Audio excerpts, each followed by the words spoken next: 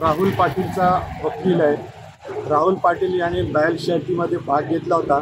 या संदर्भात त्याच्यावर खोटा गुन्हा नोंदवण्यात आलेला आहे.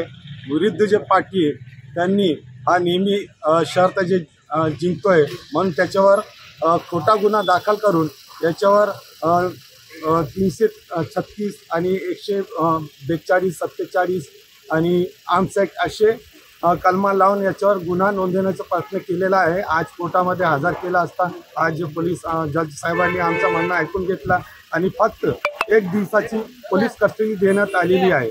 हा खोटा गुन्हा आहे. सरळ जज साहेबांना पटलेला आहे म्हणून जज साहेबांनी पोलिसांनी 7 दिवसाची पोलीस कस्टडी डिमांड केली होती. ती पोलीस कस्टडी नाकारला असता साहेबांनी 1 दिवसाची पोलीस कस्टडी दिली आणि त्याला पोलीस हिरासतमध्ये पाठवलेला आहे. त्या गोष्टी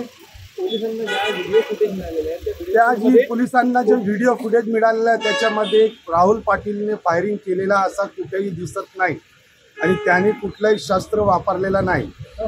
अग्नी फायर जे शस्त्र आहे त्याने कुठेही वापरला नाही.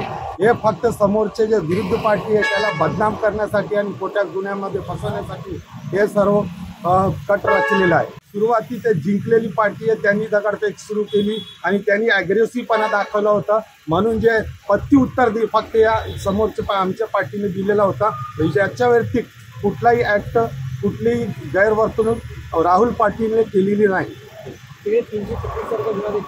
336 म्हणजे ते IPC आहे, दगडफेक केलेलं आहे ते त्यासाठी 336 लावण्यात आलेला होता आणि फक्त 336 बसत होता. पण काही जे राजकीय पक्ष आहेत त्यांनी जे आहे आर्म्स ॲक्ट लावलेला आहे आणि खोट्या केसमध्ये फसवण्याचा प्रयत्न केलेला आहे.